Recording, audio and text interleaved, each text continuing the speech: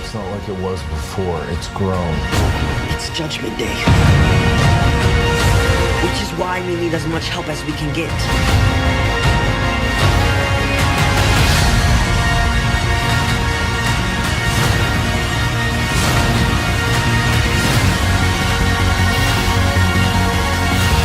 Is anyone there? Anyone! You should go now. It's almost here.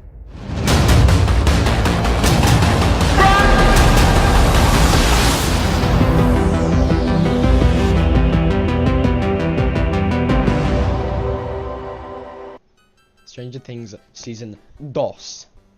You guys have no idea how stricken with hype I was with the months following up to Season 2's release. I was a gigantic fan of Season 1. I'd give it an A. Not an A+, but an A. I loved all the 80s references. It was a great homage to that time and decade.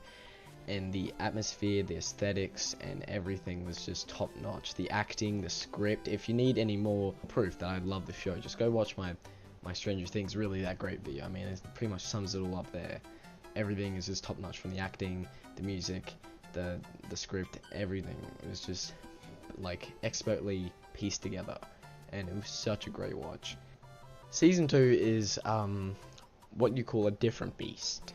Right off the bat, I'm probably going to get some hate for this. No, it's not as good as Season 1. But for a show that was unbelievably hyped to the max, it's a surprisingly good follow-up in what I hope to be a very good show going forward. This very much felt like maybe a setup season, and maybe down the line we'll get more high quality seasons. But it's still good, don't get me wrong. But I don't think it was as strong as Season 1, but don't worry, I'm going to tell you why. First thing is pacing. I do think this season is paced very strangely. The first few episodes, no one really does anything until like 4 or 5 episodes in. Then things are starting to kick into gear and characters are actually starting to do something. Mike is basically worthless throughout the whole show. And they introduce a few new characters that didn't really click with me, such as Max. I don't like Max. I'm kind of disappointed that she's in the party now. I'm just gonna have to deal with that, I suppose. Maybe she'll get better in later seasons, I don't know. But yeah, I'm not a big fan of the new characters, except for Bob. I think Bob was a great addition to the show. And Billy was alright. Not to mention, there's a completely just shite-tastic episode, I think it's episode 7, titled The Lost Sister. Felt like I was completely watching a completely different show, and I just did not enjoy it. It felt like some sort of knockoff of Suicide Squad or The Runaways or something. I just was not a big fan of that episode at all. Something that most definitely has improved, though, since the first season, are the effects. Oh my god, I feel like I'm watching like a Hollywood movie sometimes, and the effects have just been kicked into high gear, and they really are breathtaking, even better than some Hollywood movies these days. And it's absolutely like mind-blowing how they can do this stuff. And the look is definitely an improvement over the first season for sure. Also to mention, the acting is still top notch. All the actors are still so great, if not better than they were in previous seasons. Millie Bobby Brown is given a lot more to do this season, given that she can actually speak. Noah Schnapp, oh my god, man. He wasn't in this first season that much, because, you know, he was the missing kid.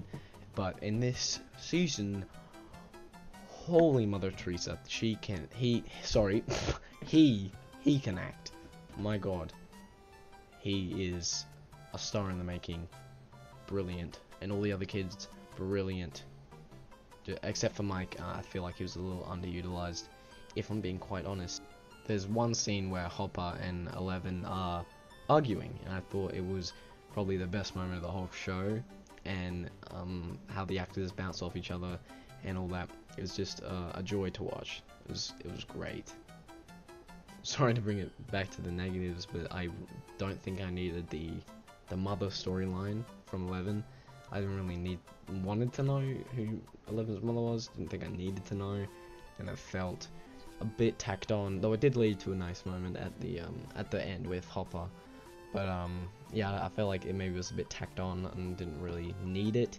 But you know, maybe I appreciate it was there. I don't know. It just felt a little weird and a little janky, considering how the season is chopped, because they have like an 11 storyline and the kids storyline, and it feels like a little weird sometimes.